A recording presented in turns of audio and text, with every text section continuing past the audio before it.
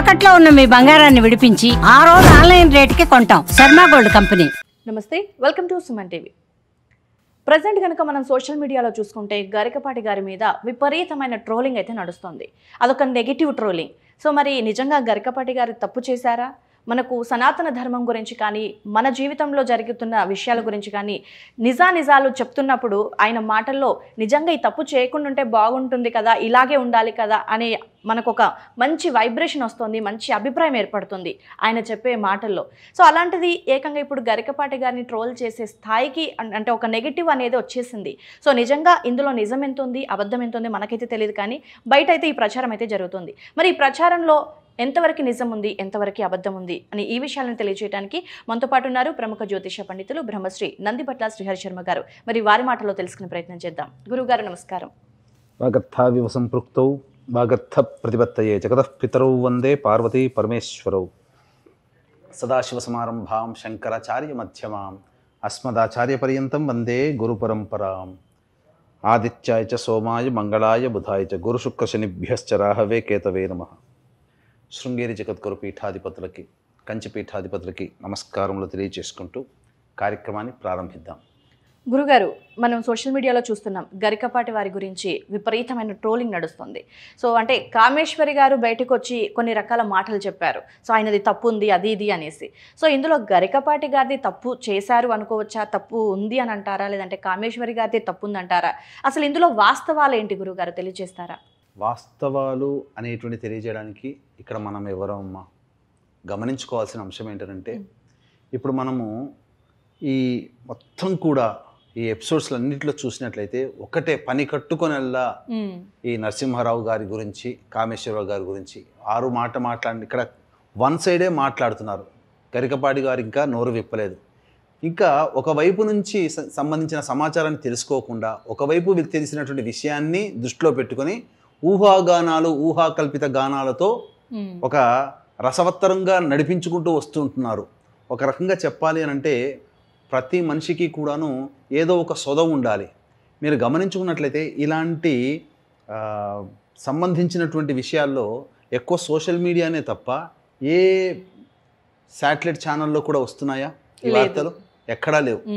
అంటే పనికిరాని చెత్తంతా కూడా మన ఈ యూట్యూబ్ ఛానల్ ద్వారానో, ఫేస్బుక్ ద్వారానో, ట్విట్టర్ ద్వారానో పనికిరాని విషయాలన్నీ కూడాను మనకు ఎక్కువ అవుతూ వస్తున్నాయి. అసలు ఇక్కడ ఎవరిది తప్పు, ఎవరిది ఒప్పు అనేటువంటి విషయానికి మనం వచ్చే ముందు ఇవన్నీ మనం గమనించుకున్నట్లయితే ఎవరిది ఒప్పు, ఎవరిది తప్పు అని చెప్పి మనంతట మనమే జడ్జి చేస్తున్నాం. అంటే దీనికి అంతటికి కారణం ఏంటంటే వారు మన హృదయాల్లో చిరస్థాయిగా ఒక గొప్ప ముద్ర వేసుకున్నారు.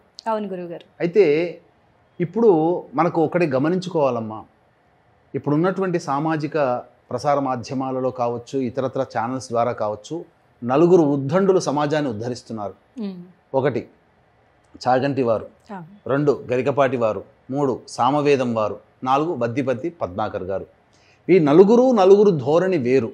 ఒకరు పామరులను కూడాను అర్థమయ్యే విధంగా పాండిత్యాన్ని చాగంటి వారు, గరికపాటి వారు ఈ యొక్క సమాజాన్ని ఉత్తేజితం చేస్తున్నారు. సామవేదం వారు శాస్త్రంలో ఉన్నటువంటి విషయాల్ని చెబుతూ ఉన్నారు. వద్దిపత్తి పద్మాకర్ గారు అయితే పురాణాల్లో అన్నీ కూడా అవపోసన బట్టి ప్రతి పురాణాంతర్గతమైనటువంటి విషయాల్ని మనకు తెలియజేస్తున్నారు. కాబట్టి ఈ నలుగురు ఎవ్వరూ తక్కువ కాదు, అట్లాని ఎవరు ఎక్కువ కూడా కాదు. అందరూ సమానమైన ఉద్దండులే, ఎవరి దారి వారిది. కాకపోతే ఈ సంబంధించినటువంటి ప్రసార మాధ్యమాలు ఎంతకైనా దిగజారే అని చెప్పడానికి ఇదొక్కటే ప్రథమమే కాదమ్మా. ఒక అతను ఆయన శిష్యులు 3000-4000 మంది ఉన్న శిష్యుల్ని ఏదో ఒక సంబంధించినటువంటి దేవతా ఆరాధన విషయంలో ఉంటే ఆ శిష్యుల చేత ఆయన ఫోటోని చెప్పులతో కొట్టించి, చెప్పుల దండ వేయించి, గాడిద మీద ఊరేగించి చాగంటి గారి మీద ఎంతటి క్యారెక్టర్ అసాసినేషన్ చేశారమ్మా, ఎంతటి దుర్మార్గాన్ని పాల్పడ్డారు. అంటే ప్రజలు ఏం ఆలోచిస్తున్నారో, వాళ్ళు ఇది చెయ్యొచ్చా చెయ్యకూడదు అనే స్పృహలో కూడా లేకుండా ఎవరో చెప్పారో మనం చేసేయాలి అనడం. అంటే ఇక్కడ ఇదంతా ఎందుకు చెప్తున్నానంటే అది ఒక కుటుంబానికి సంబంధించినటువంటి విషయం. వాళ్ళిద్దరిది దంపతులు అన్నప్పుడు, ఈ దంపతులు ఉన్నప్పుడు దంపతులు చర్చించుకోవాల్సినటువంటి విషయం మనము ప్రసార మాధ్యమంగా మనం చేస్తూ ఉన్నాం. అంటే అనుండవచ్చు వీక్షించేటువంటి ప్రేక్షకులు కూడా ఆమెనే వచ్చి ముందు బయటపడ్డది కదండి అని చెప్పేసి. వాస్తవమే. ఇక్కడ ఎవరు చేశారు తప్పు చేశారు అని అంటే, ఇక్కడ మనం గరికపాటి వారి గురించి ఎక్కువగా ఎందుకు ఇంతగా మనం మాట్లాడుకుంటున్నామంటే, ఇప్పుడు మనం చూస్తుంది వారి ఒక జ్ఞాని, ఒక సమాజాన్ని ఉత్పన్నం అనగా ఉత్ప్రేరకంగా పనిచేసి సమాజాన్ని మంచి వైపు నడిపించుకునే దిశగా మనకు పరిచయం అయ్యారు. అవును, ఆయన గతం నుంచి మనకు పరిచయం కాలేదు కదా. చిన్నతనం పుట్టినప్పటి నుంచి గరికపాటి వారిని చూస్తున్నాం అని చెప్పేసి ఆయన ఏం చేశారని అన్నీ తెలుసుకుంటూ, ఈ విషయం మనకు తెలియలేదే, మనకెందుకు చెప్పలేదు అని చెప్పి గొడవ దిగుతున్నామా? ఇప్పుడు ఆయన మనకు పరిచయం అయింది ఆయన పాండిత్యం ద్వారా. ఆ పాండిత్యం నుంచి ఇప్పటి వరకు జరిగిన దాన్ని లెక్క వేసుకోవాలి తప్పించి, ఆ పాండిత్యానికి రాకముందు ఉన్నటువంటి విషయాలన్నీ తిరగదోడేసేసి ఇవన్నీ మాట్లాడడం ఎంతవరకు సమంజసం? ఇక్కడ సరే మనం ఇక్కడ ఇద్దరు ఒకరే తప్పు చేశారు, ఒకరంతా మంచి చేశారు అనుకోవడానికి కూడా లేదు.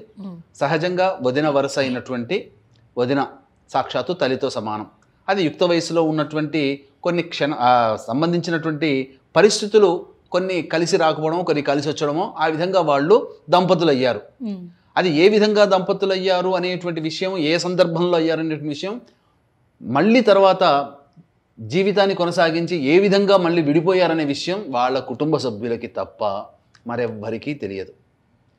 ఈ సంబంధించినటువంటి విషయాల్లో ఇది అని చెప్పి గరికపాటి వారి అన్నదమ్ములు కానీ అక్క చెల్లెలు కానీ, లేదా కామేశ్వరి గారి అక్క చెల్లెలు కానీ అన్నదమ్ములు కానీ వస్తే మనం రూఢీపరచుకోవాలి. ఇది కుటుంబంలో వ్యక్తి చెప్పాడని చెప్పి, ఇలా ఫలానా వ్యక్తి ద్వారా నాకు తెలిసిందని చెప్పి ఈ మధ్య చాలామంది వచ్చి ఎలా పడితే అలా ఆ దంపతుల మధ్య ఇంకా అగాధాన్ని పెంచుతున్నారు. వాస్తవానికి ఆయన తొలి జీవితంలో చేసింది తప్పు అని అనుకుందాం. అది తప్పో రైటో వాళ్ళకి తెలుసు, మనకు తెలియదు. మనకు తెలియని విషయాన్ని మనం ఎలా ఆపాదించుకుంటాం? సరే, సంబంధించినటువంటి విషయంలో ఈవిడ ఆరోపణలన్నీ కూడా ఎలా, నాకు స్వేచ్ఛనివ్వలేదు, సినిమాకు లేదు, ఒక షికారు లేదో, ముద్దు లేదో, ముచ్చట్లేదు. ఆయన అప్పటికే సమాజంలో అవధానాల పేరిట చాలా కెరీర్ని బిల్డప్ చేసుకునే సమయం. అప్పుడు వివాహం అయిన పూర్వకాలంలో ఎలా ఉండేవాళ్ళమ్మా అంటే, ఈ కాలం నాటి నవీన యుగంలో ఉండాల్సిన స్త్రీ లక్షణాలు ఆమె అప్పుడే ప్రదర్శించింది అని. ఎందుకనంటే ఈ కాలం ఆడపిల్లలు స్వతంత్రాన్ని, స్వేచ్ఛని కోరుకుంటున్నారు, వాళ్ళకంటూ ఒక వ్యక్తిత్వాన్ని ఏర్పరచుకున్నారు. కానీ ఆ కాలంలో వారు అంటే 1960, 1970 ఆ టైంలలో వివాహం చేసుకుని ఉంటారు.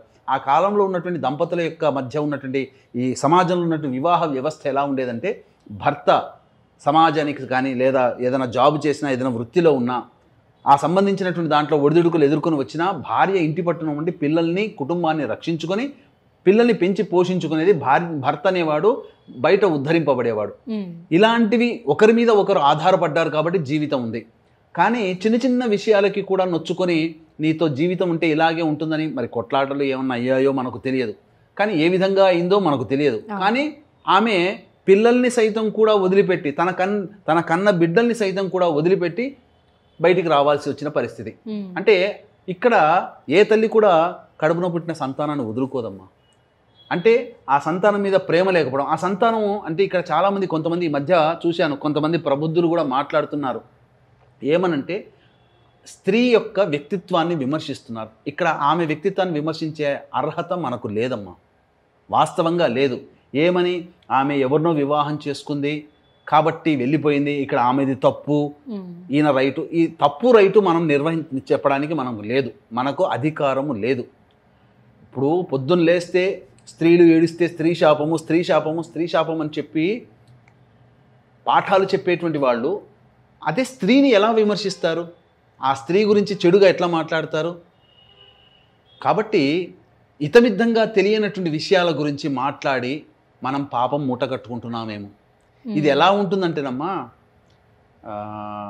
మీరు అప్పుడు చూసుంటారో ఇంకా పుట్టుంటారో లేదో తెలియదు, ఒక సినిమా వచ్చింది అప్పుడే, ఈస్ట్మన్ కలర్ అని కూడా, colour cinema, Eastman colour cinema. Sobhan Babu ఒక సంస్థలో పనిచేస్తుంటాడు. అదే సంస్థలో శారద అంటే హీరోయిన్ పనిచేస్తుంటుంది. వాళ్ళు దేవాలయానికి వెళ్తాడు ఆయన, హీరో క్యారెక్టర్ చెప్తున్నాను. అంటే ఇది ఎలా ఉంటుందనేది ఈ సినిమా యొక్క సీన్ చూస్తే ఇప్పుడు ఉన్నటువంటిది అంతా అర్థమవుతుంది. ఆ సీన్కి లింక్ ఉంది కాబట్టి చెప్తున్నాను.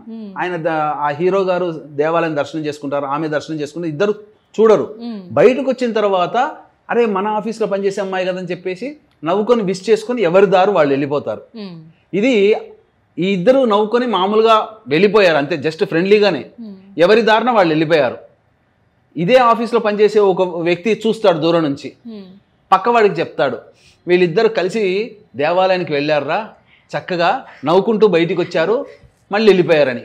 ఆ రెండో వాడు ఏం చేస్తాడు, ఇంకో మూడో వాడికి చెప్తాడు, అసలు వీళ్ళిద్దరూ చక్కగా బయటికి వెళ్ళారు, ఇక పక్కపక్కలు వేసుకుంటూ చేతులు కలుపుకుంటూ చేతులు ఊడించుకుంటూ వెళ్ళిపోయారని. ఈ మూడో వాడి ద్వారా విన్న నాలుగో వాడు ఏం చెప్తాడు, వీళ్ళిద్దరు కలిసే వచ్చారా, ఆమె కోసం ఈయన వెయిట్ చేస్తున్నాడు, ఆమె రాగానే చేయి పట్టుకొని లోపలికి దేవాలయానికి పోయాడు, అర్చన చేయించుకున్నాడు, మళ్ళీ వెళ్ళిపోయారని.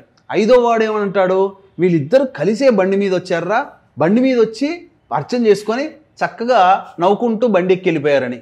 ఇక ఆరో వాడు ఏమంటాడంటే, బండి ఎక్కారు, మంచిగా భార్య ఎలా అయితే మీద భుజం మీద చెయ్యేస్తుందో అలా చెయ్యేసుకుంటూ వచ్చారు, పోయేటప్పుడు కూడా అలాగే పోయారు, అసలు వీళ్ళు అని చెప్పేసి మాట్లాడు. ఇలా ఉందమ్మా, ఇది నిజంగా ఆ సినిమాలో జరిగింది. శోభన్ బాబు, నేను పొద్దున్న నుంచి ఆ సీన్ ఏ సినిమాని చాలా ప్రయత్నం చేసినా కానీ ఆ సీన్ గుర్తుంది, కానీ ఆ సినిమా పేరు గుర్తుకు రావట్లా. అట్లా పలువలు చిలువలుగా ఒక్కొక్కడు ఒక్కొక్క రకంగా ఒక మాట. ఒకడేమో నాకు బాగా తెలిసిన కుటుంబంలో ఉన్నవాడు నాకు చెప్పాడు, ఆమె వేరే అతన్ని పెళ్లి చేసుకుంది. అది వారి వ్యక్తిగతం అమ్మా, మనమెవరమమ్మా జడ్జి చేయడానికి? మన ఇంట్లో ఉన్న సమస్యలకే మనకు తలమునకలు అయిపోతున్నాం, పక్కవాడి సమస్య మనకెందుకమ్మా? అది వాళ్ళు చూసుకోవాలి.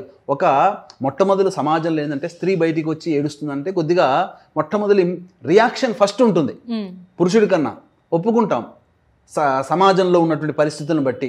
అది ఏ రకమైనటువంటి పరిస్థితుల్లో ఆవిడ ఆ విధంగా బాధపడింది అంటే, వివాహం అయింది, 2 పిల్లలు కన్నారు అని చెప్పి. ఇంకా ఆ ప్రబుద్ధుడు ఏం చెప్పాడంటే, నిన్న మొన్న ఎక్కడ చూశాను ఒక ప్రబుద్ధుడు, అసలు ఈ 2 పిల్లలు నరసింహారావు గారికి పుట్టలేదట, ఫస్ట్ భర్త ఉన్నటువంటి అన్నయ్యకి పుట్టారట, ఈయన పెంచుకున్నాడట అని చెప్పారు. అసలు ఆమెనే ఆయన ద్వారా 2 పిల్లలు కన్నానని వీడియోలో చెప్పింది. అసలు రెండో అబ్బాయి అయితే అచ్చు ఊడిపడినట్టు ఉంటారు. ఇది ఎంత అసత్య ప్రచారం నిజంగా కదా. అంటే ఒక అయోమయాన్ని సృష్టిస్తున్నారు వాళ్ళ. ఇప్పుడు సమాజంలో మంచి స్థానంలో ఉన్నవాళ్ళు కూడా, పేరు ప్రఖ్యాతులు ఉన్నవాళ్ళు కూడా ఎవరో చెప్పుడు మాటలు విని నిజమా నిర్ధారణ కాకుండా తెలుసుకోకుండా, ఎవరో చెప్పారని చెప్పి ఆ మాట తీసుకొచ్చి ప్రసార మాధ్యమంగా చెప్తే అది ఎంతవరకు కరెక్టు? అంటే ఆ వ్యక్తికి మానసికమైనటువంటి శక్తి లేనట్టు, దౌర్బల్యం, మనస్సులో ఏదొస్తే అది చెప్పేయడమే. అంతకు మించి అమ్మ, ఒక వ్యక్తి సరే మొదట్లో ఆయన తప్పు చేశారని అనుకుందాం, ఆమె ఏం చెప్పింది, చిన్నప్పటి నుంచి నేను ఎరుగుదును ఆయన్ని, ఆయన చిన్నప్పుడు చదువుకునేప్పటి నుంచి నేను ఎరుగుదును, మా ఇంటి దగ్గరే ఉండేవాడు నరసింహారావు అని చెప్పి అని అన్నారు. సరే, కొన్ని కారణాలు, పరిస్థితుల ప్రభావం మనకు అది ఏం జరిగిందో మనకు తెలియనప్పుడు మనం ఏమీ అనకూడదు. సరే, తల్లి వరస అయినటువంటిది వివాహం చేసుకోవడం తప్పే. సరే, చేసుకున్న ఆ స్త్రీని ఉద్ధరించాడు కదా, తన పంచన పెట్టుకుని చక్కగా ఆదరించారు కదా, సంతానం కన్నారు కదా. ఆ ఇద్దరు ఇప్పుడు నిజంగా ఆ వ్యక్తి ఇప్పుడు నీచుడు అని చెప్పి ఆ స్త్రీమూర్తి అంటుంది, తల్లి, ఆ మహాతల్లి అంటే నిజంగా మహాతల్లే. ఎందుకనంటే చెప్తాను ఎందుకు, ఇక్కడ వ్యంగ్యంగా కాదమ్మా, మంచిగా అభిప్రాయంతోనే, చాలా మంచి ఆవిడనే చెప్తున్నాను. వివాహమైన దారభ్యత ఆ స్త్రీకి ఆ భర్త అనగా నరసింహారావు గారు ఇష్టం లేకపోతే అసలు సంతానమే కనదు. నిజంగా ఆయన ఇబ్బంది పెట్టి ఉండి రాక్షస వివాహమే చేసుకుని ఉంటే ఆయనతో సంతానం కనదు. పోనీ కాలం కలిసి రాక సంతానం కన్నది, ఒక సంతానంతో ఆగిపోయేది, రెండో సంతానం దాకా రాదు కదా. పోనీ రెండో సంతానం ఉన్నది, అయిన తర్వాత ఆమె అభిప్రాయానికి, ఆమె అభిరుచులకి ఈయన యొక్క వృత్తి పోల్చబడలేదు. ఆమె జాబ్ చేసుకునే మెంటాలిటీ, ఆయన సమాజం. ఇప్పుడు గుర్తుపెట్టుకోండి అమ్మా, ఒక విషయంలో గుర్తుపెట్టుకోండి, సమాజం గురించి పట్టించుకునే వాళ్ళు ఇంట్లో తక్కువగా సమయం కేటాయిస్తారు, ఇంట్లో ఎక్కువగా సమయం కేటాయించే వాళ్ళు సమాజంలో అసలు బయటికి రారు కదా.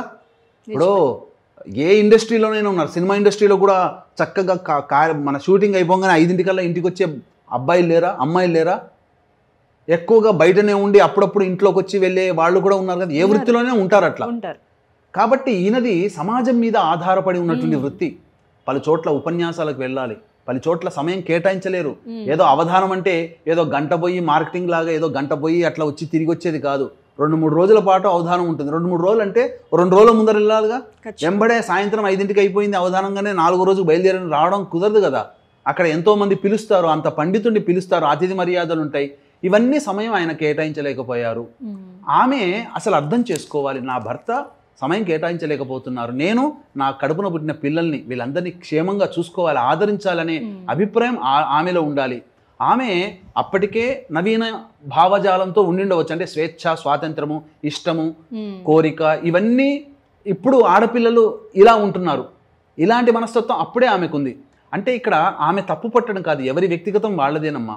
కాకపోతే అక్కడ భావాలు కలియలేదు కాబట్టి ఈయన బయటికి వెళ్ళి సాధించాలి అని అంటే ఇంటి పట్టున ఉండే అవకాశం లేకపోయి ఉండవచ్చు. తద్వారా విమర్శలకు గురైపోయి ఇద్దరు దూరం అయి ఉండవచ్చు. అది కారణాలు ఏమైనా, మూడో పెళ్లి కూడా చేసుకున్నారు అని అంటున్నారు. అది ఎంతవరకు నిజమో తెలియదు. కానీ ఒక నర్మగర్భంగా ఒక మాట ఏమన్నది ఆమె వీడియోలో, ఆమె నాకిక ఈ మధ్యనే నాకు అన్ని భవబంధాలన్నీ తొలగిపోయాయి అని చెప్పినది. అంటే నేను భవబంధాలన్నీ 30 ఏళ్ల కిందటనే వదులుకున్నానని చెప్పలేదే. అవును, చెప్పలేదు. ఈ మధ్యనే భవబంధాలన్నీ వదులుకున్నాయి, నేను ఇప్పుడు చాలా ఫ్రీడమ్ అయిపోయాను అన్నది.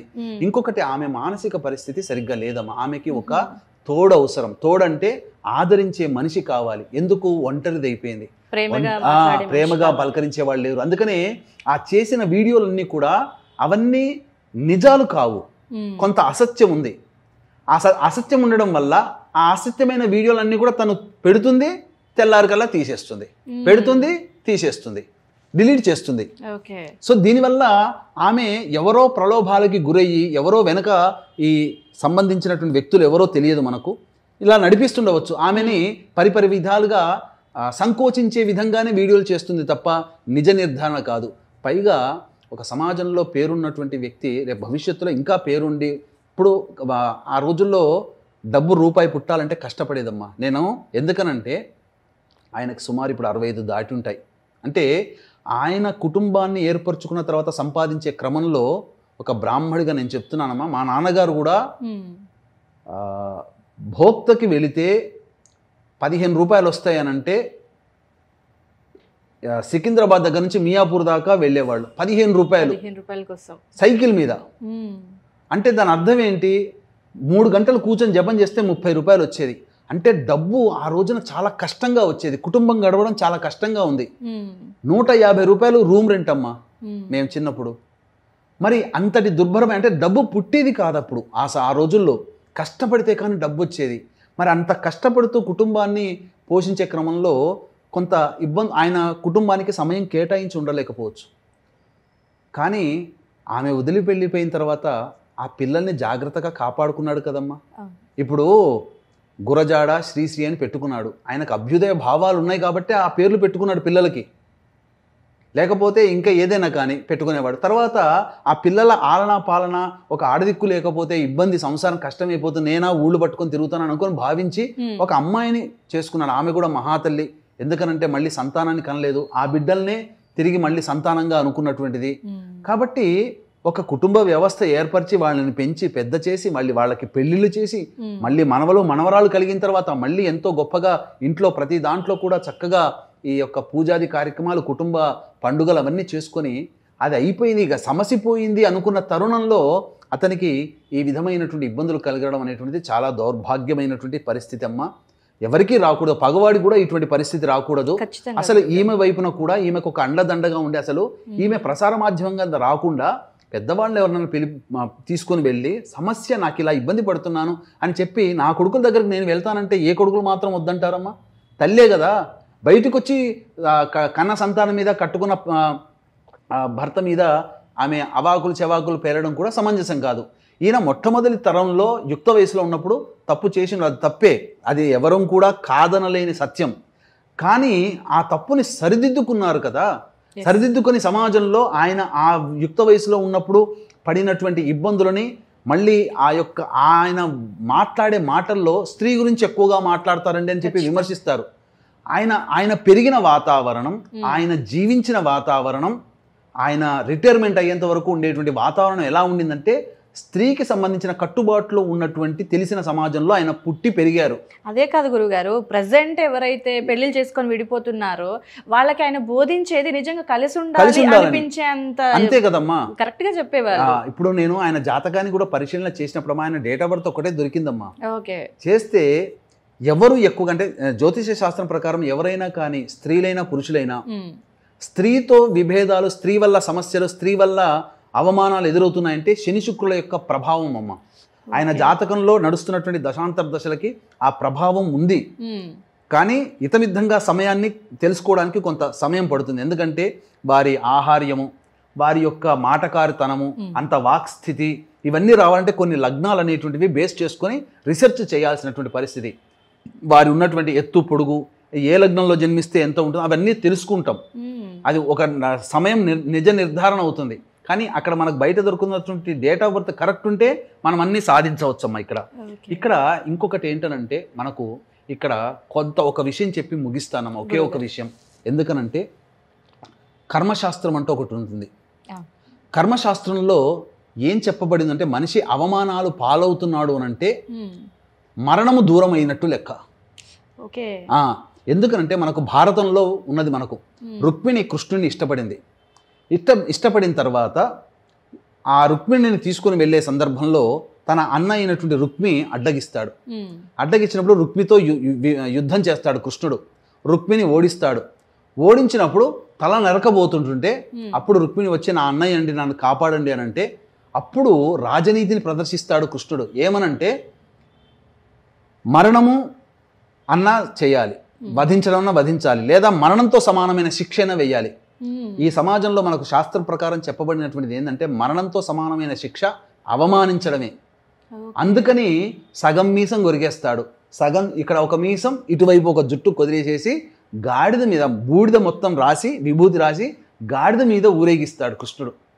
అది మనకు మహాభారతంలో ఉంటుంది. అంటే ఒక మనిషిని అవమానపరిస్తే వాడు మరణంతో సమానము. ఇదే విషయం ఏకలవ్యుడి స్థితిలో కూడా, అర్జునుడు ఏకలవ్యుడి యుద్ధంలో కూడా జరిగింది. అవమానించి పంపించేస్తాడు. అంటే అప్పుడు ఈ అవమానం చేసినటువంటి కారణం చేత మరణం అనేటువంటిది. ఇప్పుడు ఏదైతే ఉన్నారో, ఇప్పుడు ఈ యొక్క వివాదంలో ఎవ్వరూ గెలవలేదు, ఎవరు ఓడిపోలేదమ్మా. ఒకటేంటంటే ఈవిడ అవమానాలు పాలయ్యారు. అనేక కామెంట్స్లో ఈవిడ్ని దుమ్మెత్తిపోసే వాళ్ళు ఉన్నారు, గరికపాటి వారిని దుమ్మెత్తిపోసే వాళ్ళు ఉన్నారు. అంటే వీరిద్దరికీ ఏదో మరణం సంబంధించినటువంటి దశ జరుగుతుందేమో, అది ఈ రూపంలో అవమానం, సంఘంలో అవమానపడి అది తొలగిపోతుంది. కాబట్టి వీక్షించేటువంటి ప్రేక్షకులు కూడా గమనించాల్సింది ఏంటంటే ఇది మన సమస్య కాదు. తప్పు చేయని వాళ్ళు ఎవరున్నారు? అందరూ తప్పు చేశారు. కానీ ఈయన తప్పు చేయకూడదు కదా. మనం బాగా ఊహించుకున్న వ్యక్తి అని అంటే నీకు పరిచయం అయింది గొప్ప ప్రవచనకర్తగా ఉన్నప్పుడు పరిచయం అయ్యాడు. ఆయన గొప్ప ప్రవచనకర్తగా ఉన్నప్పుడు పరిచయం కంటే ముందు జీవితాన్ని ప్రశ్నించే అధికారం మనకెవ్వరికీ లేదు. ఈ భోగి మంటల్లో ఇవన్నీ కూడా, ఈ భోగి మంటల తర్వాత వారి మీద వచ్చినటువంటి అవాకులు చెవాకులన్నీ కాలిపోవాలి.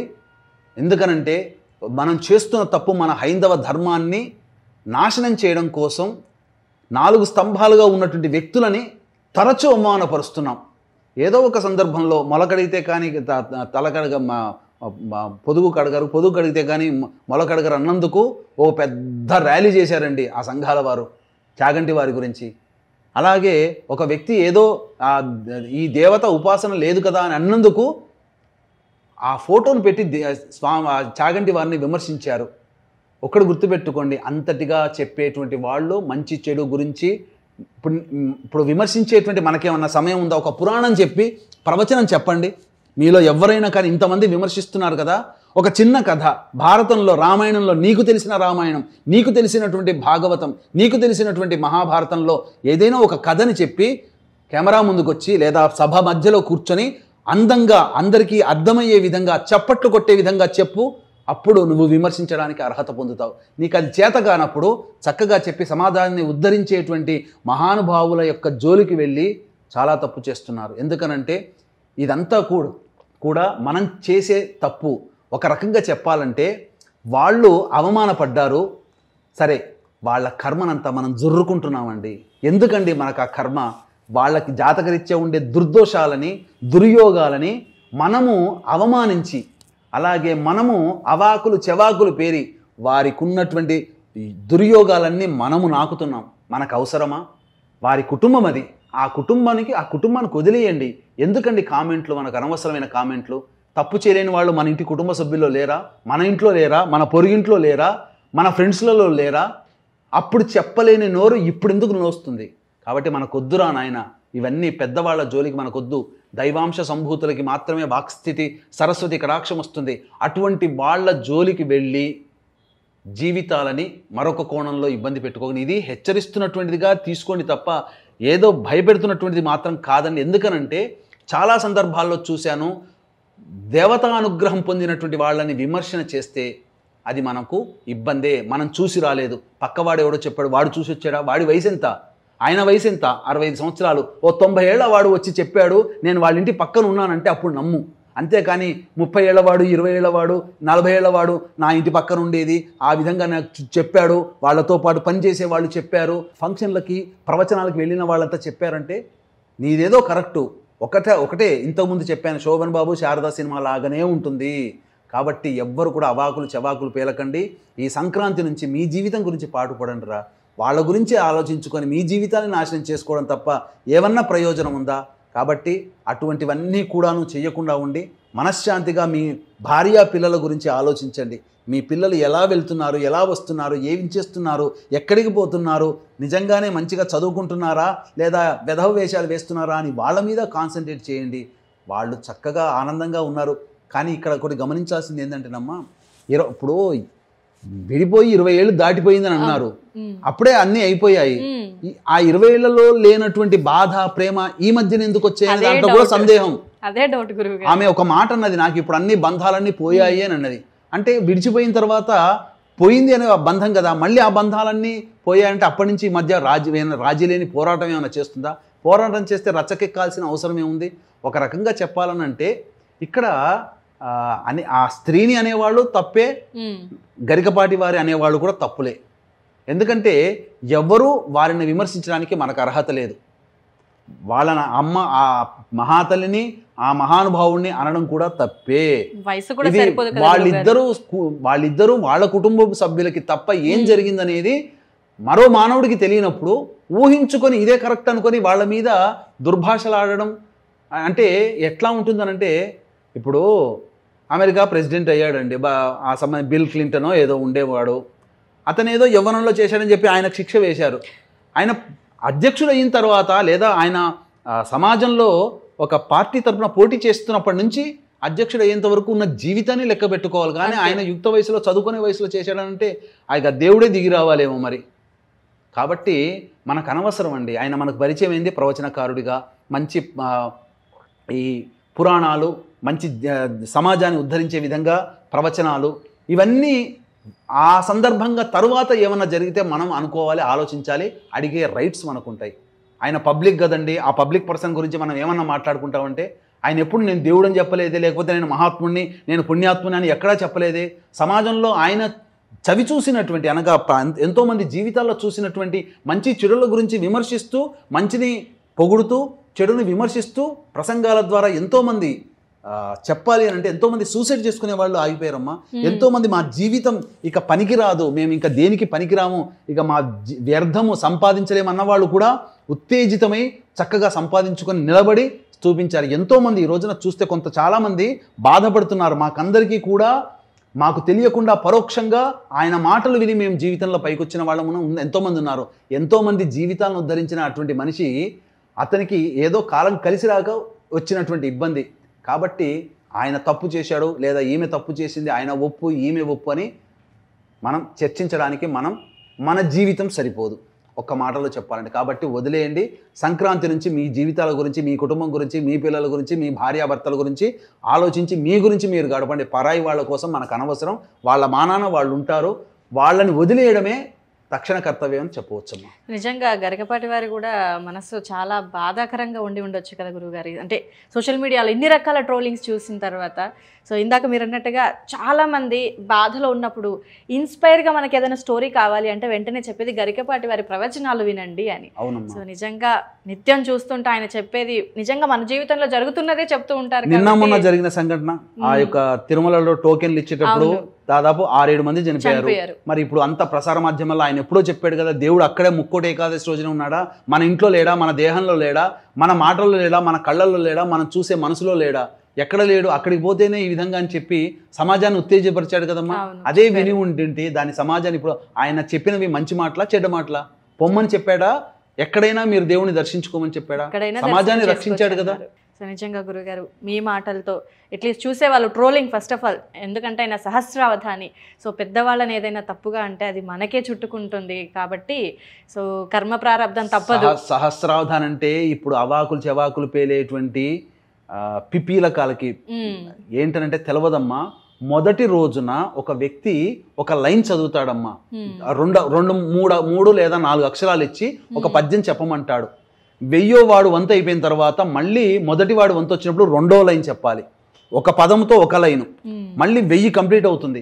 2వ లైన్ చెప్పేటప్పుడు మొదటి వాడు 2వ పదం ఏది ఇస్తాడో 2వ వాక్యం. అట్లా 4 సార్లు తిరిగి వస్తే 4 లైన్లు కంప్లీట్ అయితే ఆ 4 లైన్లను గుర్తుపెట్టుకొని మొదటి వాడు ఏం పదాలు ఇచ్చాడో దాన్ని బట్టి 4 పదాలు కలిగినటువంటి పద్యాన్ని చెప్పాలి. అంత ధారణ శక్తి ఉందా? 12 × 10 అంటే క్యాల్కులేటర్ పెట్టుకొని కొట్టుకొని చూసే మొహాలం మనమమ్మ.